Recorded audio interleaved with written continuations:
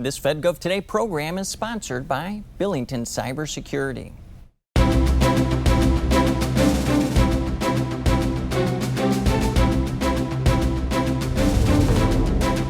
On this edition of FedGov Today, a cloud deadline coming for CBP, the two-way AI challenge for cyber pros, and OneGov, 1 year old. An anniversary look from GSA. Welcome to FedGov Today in Washington, D.C. and around the world on the American Forces Network. I'm George Jackson. Francis Rose is off today.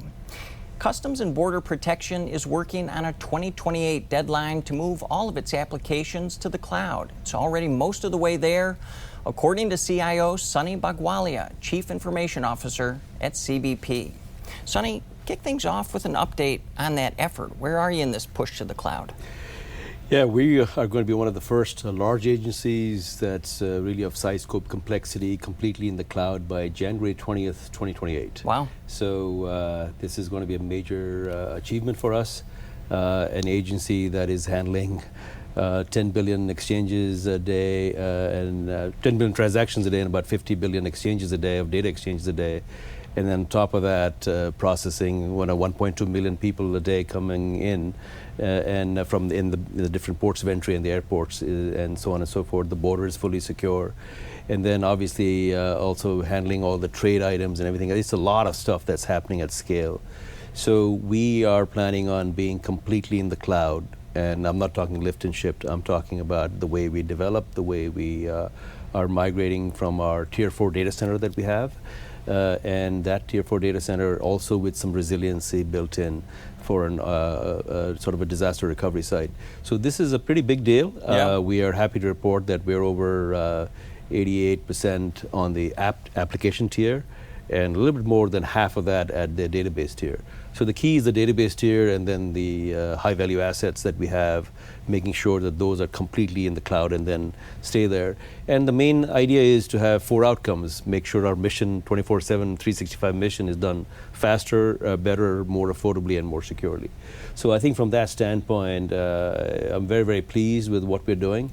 I do a regular meeting with my team. I've got a dashboard that everyone talks to, so no PowerPoints, straight dashboard. Where are you? By name, by program, and by stakeholder. So everyone is on there, and the administration has been good to also, and Congress has been good in bringing us some funding, and that's allowed us to do that. So the momentum's there, and with this, we can really, do our mission better. And our mission is to protect the American people, safeguard our borders, and enhance the nation's economic prosperity. So very, very pleased with the effort. And on just a personal note, I was there when the cloud program was envisioned by a former federal CIO, Vivek Kundra. Yeah. And I was Interior Department CIO, and then he said, hey, if you got some time, spare time at night, can you also help me out with this new initiative? And it was about cloud. And remember, we did the data center and sort of survey, and then all the number of servers and all that. And just fast forward from 2009 to 2026 and now 2028, 19 years later, first agency fully in there. So it's full circle, and very, very pleased to see that. We're definitely seeing a lot of improvements that allow us to do that mission faster, better, more affordably, more securely. Sunny, looking forward, where does that fit in some of the key initiatives in your modernization strategy? Things like PQC, things like artificial intelligence, cybersecurity. Yeah, that's a good question. So we first have an IT strategy. We've got we had 6 focus areas, now expanded them to 8, and they also match with the department CIO who I work with. He's an appointee, I'm a career exec, but we work really well together. And he's a brilliant guy. His name is Antoine McCord. And so one of the things that we've got is now these 8 strategies is first, IT infrastructure and support services. Make sure that the infrastructure is always there, reliable, secure, available at all times, and making sure that it is modern to handle the new capacity and things are coming in high bandwidth video, stuff that is, like I said, those that data that we've got something like 50 petabytes of information that we have at CBP, and about half a petabyte going through our network every day. So that's quite a lot of scale. It's like a Fortune 20 company or a couple of Fortune 20 companies in one kind of level for a federal agency, so it's pretty big. And so making sure that infrastructure is there, and in that infrastructure, we're also kind of getting ready for quantum, getting ready for post-quantum cryptography, getting ready for more mobility, sort of anywhere, anytime. We have almost 7,500, 75 miles of border. Yeah. And so we have got all these 328 ports of entry and 175 border patrol stations, and we got these 78 AMO, stations. But these 1,744 locations, they are in some remote areas in the country. And so getting that bandwidth up there, including SATCOM directly to phone, and getting that mobility also taken care of. That's all in one area. So that's just one strategy on the infrastructure part of it. Sonny, let me jump in there, because I watched a previous interview that you did with my colleague Francis Rose last year, and it speaks to this point that you're raising right now. I think you called it CBP's remit, this difference between operational and informational technology, and the agency's role as a leader for processing data at the edge. I mean, you have boats, you have planes, you have drones, you have a wall that are part of this IT ecosystem that you serve.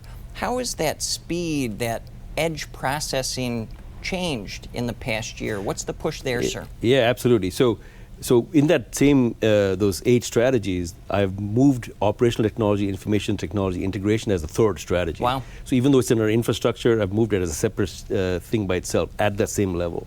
And that's precisely because this is the holy grail for all CIOs. And I know all CIOs can commiserate with me on this point, is that our remit is only anything that's networked and connected to the network. So I have over 100,000 assets in that area.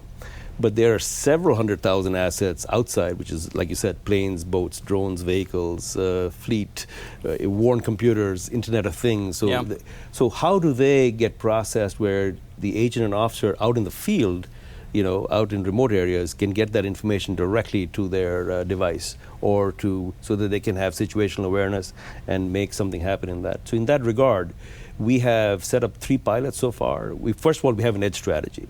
We are trying to get an industry day together so that we can first bring everyone together so they can understand. It's sensitive because we're telling, obviously, how we want to get things done. So that's done. Second is we've got 3 pilots already done where air and marine operations, they've worked with us to try to figure out, because they've got assets that are airborne, seaborne, and also in those kind of areas, so we can try then bring that picture together.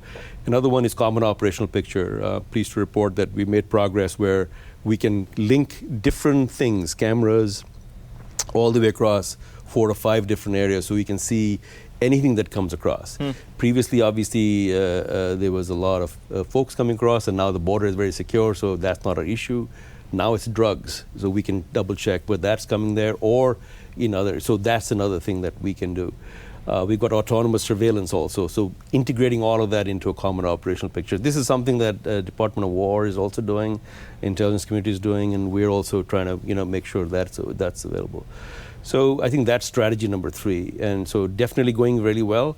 Another area that we're working on is just making sure that all these assets that are out there, we can do a direct SATCOM test to that place. So we already have usual Starlinks and everything else, and we have multicellular coverage. But what about direct SATCOM to phone? Like even Apple's already got it, right? You can have the emergency signal. What if our agents can have that anywhere, anytime, on any authorized device at the speed of mission? So that is something that we're testing out and then integrating that so that 2/3 of that data that I talked about, that massive data that's traversing our network, can come straight to our agents and officers out in the field, because that is their lifeline. That is absolutely what they need. And they can then interoperate with other agencies with that regard. It's an exciting push from the edge to the enterprise. Sonny Bhagwali over at CBP, sir. Thanks so much. Thank you very much. You can read more about CBP's modernization effort on today's show page at fedgovtoday.com. Up next, the 2-way AI challenge for cyber pros. FedGov Today continues in a moment. Innovation doesn't wait, and neither do we. At Maximus, we solve problems, streamlining operations, delivering solutions at speed and scale that drive measurable results. From strategy to execution, we simplify complexity, building trust through expertise and innovative technology. Every service, every time. Efficient government delivered. We don't follow innovation, we drive it. Maximus.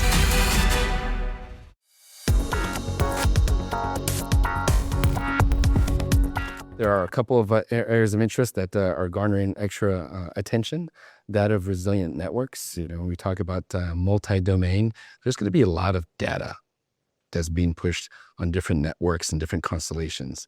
And if we're going to rely on that data, one, we got to make sure it's accurate. So what is our feeding mechanism to make sure that we always talk about the OODA loop, the observed portion. What do we have? Is it accurate?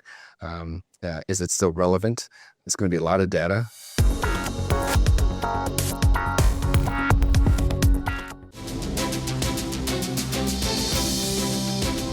Welcome back. Cybersecurity professionals across government tell FedGov today artificial intelligence is impacting them in two ways. It's forcing them to think both offensively and defensively.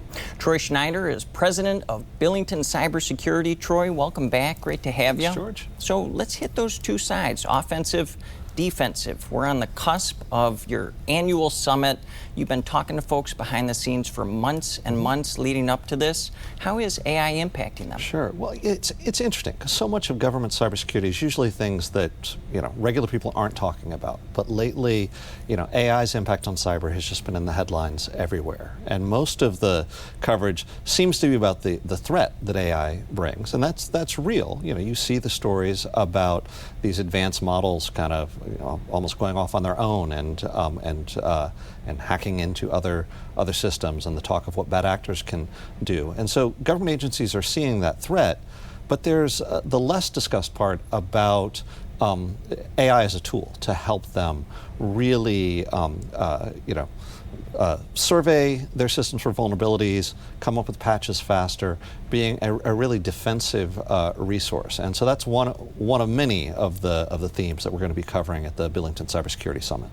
One that's been consistent, at least last year and this year, is the increasingly global landscape that cybersecurity represents. I mean, what's new this year, and maybe remind our audience why that's the case. Yeah, I mean, it's a cliche that you'll hear at any cybersecurity conversation. Oh, cyber's a team sport, and it really is kind of an international team at this point. We saw this with the Anthropic and the Glasswing project of bringing in first, key U.S. companies in the U.S. government and then key allied partners to sort of understand the capabilities of that and monitor. But the threats are global. You don't have to be physically located where the cyber attacks are happening, and so the defensive efforts, the information sharing, needs to be global. And we've just seen the core allied partners, the Five Eyes nations and other NATO allies, but also a much broader group of nations really wanting to lean in and make sure that the senior level officials have those one-to-one relationships, and that the staffs further down the organization are finding ways to collaborate, and so that they know who to talk to and who to call before the bad things happen. Critical infrastructure has been a growing focus for this cyber community that you represent. It's also been a growing focus for Billington itself. I do want to start with just a brief quote from dark reading about some recent cyber attacks against wastewater systems. Yeah. They've reportedly reached at least a dozen states, with threat actors exploiting low complexity attacks against industrial controllers. The intrusions, possibly linked to the Iranian government, prove the U.S. water infrastructure remains dangerously exposed. Troy, you're not an expert on Iran. You're somewhat of an expert on cybersecurity, but I want to back out here a little bit and talk macro. Why is critical infrastructure such a focus for these folks? Sure. Well, it's something that the experts have been warning about for years, and we're starting to see the evidence of this. A year or two ago, you heard about Salt Typhoon and Volt Typhoon, and that was bad actors from China who were getting into critical infrastructure systems, telecom, water, electricity. And it seemed like it was a potential threat, but actions weren't really being taken. This story of municipal water systems being compromised sort of shows the risk. It's not just hacking a website or shutting down the ability to go use an ATM machine for a few hours. Controlling access to water supply. Either literally where there's any water at all, or the treatment, the chemical mix in water treatment. Those are real risks that keep the officials at CISA and other key government agencies up at night. And these headlines are just sort of reinforcing how important it is to really get in and figure out how to secure those systems, because those systems were often designed without, never mind without cybersecurity, even without like internet connectivity in mind. And so there's a lot of really critical operational technology that just doesn't have even the security we would have expected out of basic computer systems 10, 15 years ago. Billington President Troy Schneider, always a pleasure. Thanks, sir. George. Appreciate it. You can read more about cyber and the federal government on today's show page at fedgovtoday.com, and you'll learn more about the Billington Cybersecurity Summit later in the program. Up next, OneGov, 1 year old, an anniversary look from GSA when FedGov Today continues in a moment.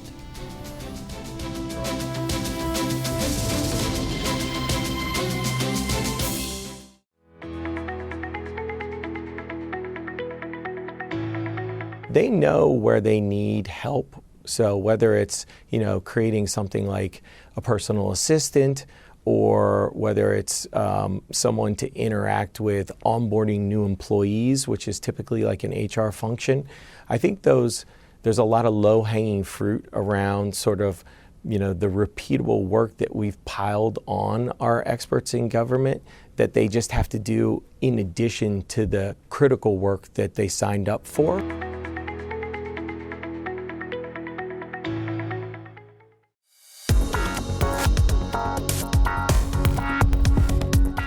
We have the same approach, except we are doing it in addition to those other demand signals. And what we can do and what we strive to do is to identify high priority operational demand signals that come from key plans, key operator communities, and flow them to the right acquisition partners to answer those needs through our cells and through our PAs.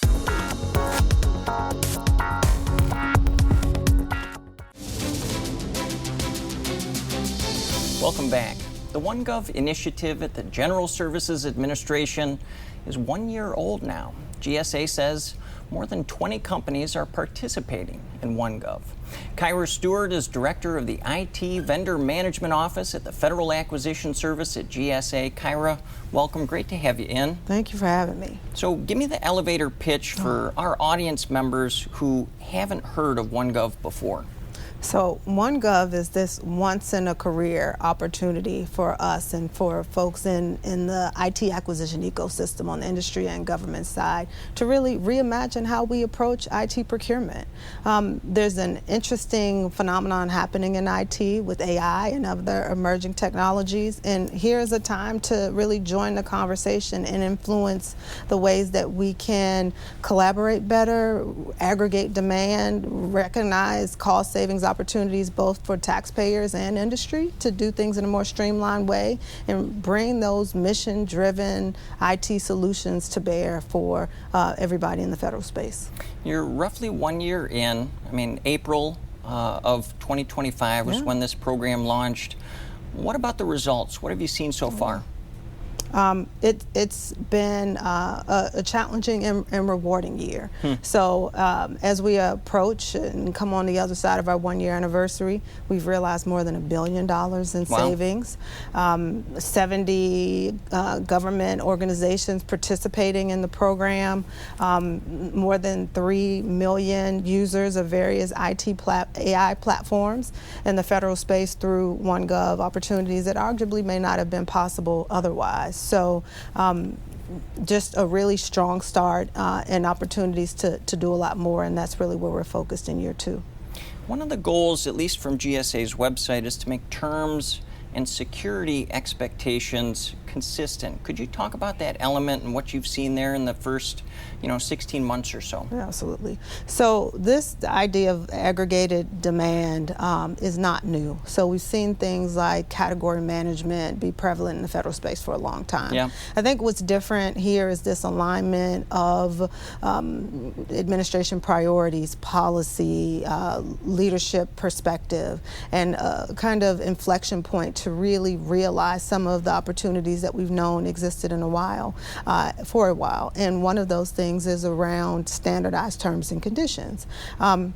Agencies are really busy doing lots of things and different things based on their respective mission. What OneGov aims to do is address some of these common IT spend areas and allow those agencies to delegate that responsibility to GSA. We've spent a lot of time, really over the last year and a half and before that, understanding opportunities to realize optimized terms and conditions with original equipment manufacturers, the focus of OneGov at this point. So our hope is that we can establish these optimized contracts with terms and conditions and prices that really provide the most dynamic opportunities for agencies and allow those agencies to buy those common IT software from original equipment manufacturers through GSA and our program. That gives them back the time they need to focus on some of those unique challenges that they face that they are best aligned to address with specific IT solutions and maybe terms that make more sense on a one-off basis.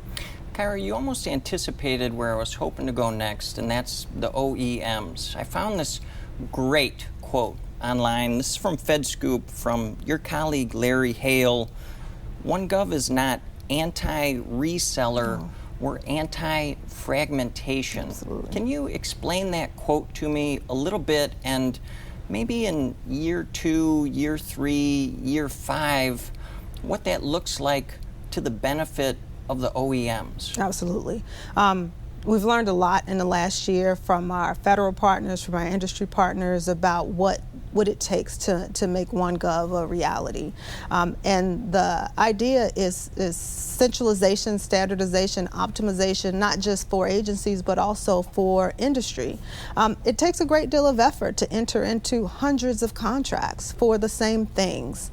What we aim to do is improve that process to give everybody time back. So if we are able to establish these contracts centralized at GSA, that means that companies don't have to renegotiate terms. They don't have to work through the administrative process hundreds of times. We see that happening dozens of times in single agencies. So you can imagine what that looks like across the government for the same things. So what we want to do is make the process more efficient for everyone in the ecosystem. And as Larry mentioned, and it's a point we raise all the time, we recognize that resellers and other partners in the space are integral to the success of government agency and helping them meet the mission. We just want to right-size that arrangement. We want to ensure that those partners are in the process, but the direct contract, the privity of contract, lies with the original equipment manufacturers, so that we are having those direct contracts that can ensure that cybersecurity risks are discussed directly with the entity that we have the privity of contract, but we don't lose the resellers, we don't lose the integrators, we don't use the partners. They remain in the relationship in different perspectives, not just as the reseller or the middle person in the arrangement. I also want to tease, Kyra, the financial aspect that you raised. I mean, $1 billion in cost savings in year 1, that's incredible. That's a lot of money in savings. A lot of the headlines associated with OneGov at the outset were these, $1, these nominal contracts. But I know that that's, at least from what you've said publicly in the past, not really a long-term strategy.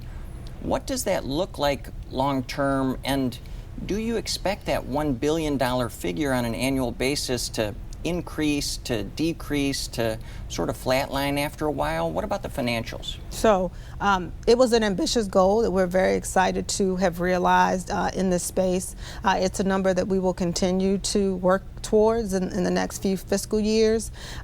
We've had really amazing opportunities, largely driven by our AI OneGov offers.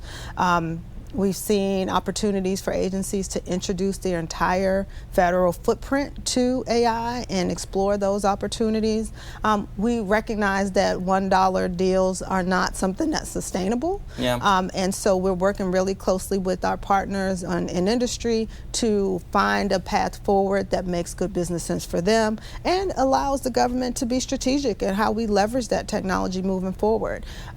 Significant savings have allowed us to explore the possibilities of AI, and what we're doing now as a federal entity is looking at how we make the best use of what we're learning and where we can focus that technology in ways that optimize outcomes for government. So it'll be an interesting time in the coming years to forge ahead with OneGov 2.0 deals, which will be important to us, and our industry partners also recognize the importance of that opportunity. So we anticipate that there will still be significant savings for agencies as they look at the most dynamic ways to leverage AI to drive their mission. Kyra, we got about 30 seconds left here. I want to talk about workforce briefly. How has this changed folks' jobs? It's allowing them to focus in the areas that are most important to the agency. And that's exactly what we want to do. Delegate some of this everyday stuff, the workplace productivity, the AI, buy that at GSA, leverage those terms and conditions, those optimized pricing, and go back to the nuanced mission needs that you have that are very unique to your very important mission.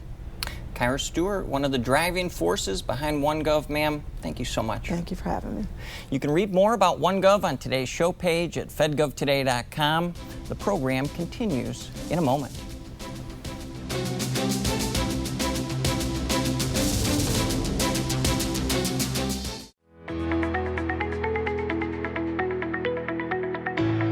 When agencies are under a fraud attack, right, that fraud attack's happening right now. And so if it's going to take me months to go through my change control process, roll out a fix, things like that, fraudsters are taking, in the order of magnitude of millions and millions of dollars a day in some of these programs, right? And so every day, every hour that goes by is costing more and more taxpayer dollars. And so what we need to be able to do is be agile enough to identify the problem, perform an analysis, and fix that problem as fast as possible.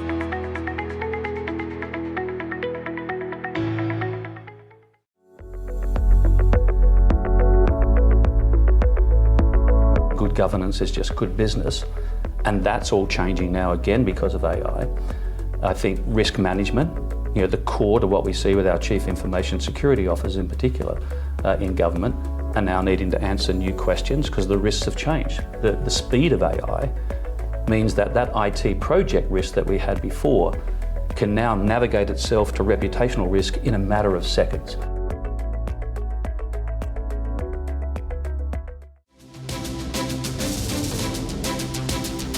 Welcome back. In today's event spotlight, Troy Schneider told you earlier in the program the 17th annual Billington Cybersecurity Summit is coming to the Washington Convention Center September 8th through the 10th. Senior leaders from the federal government, industry, and academia will be there. This year's theme is reducing risk in an age of AI-enabled threats.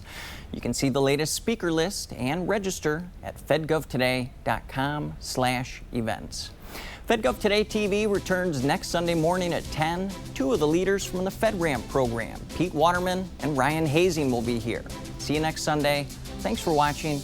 Have a great week.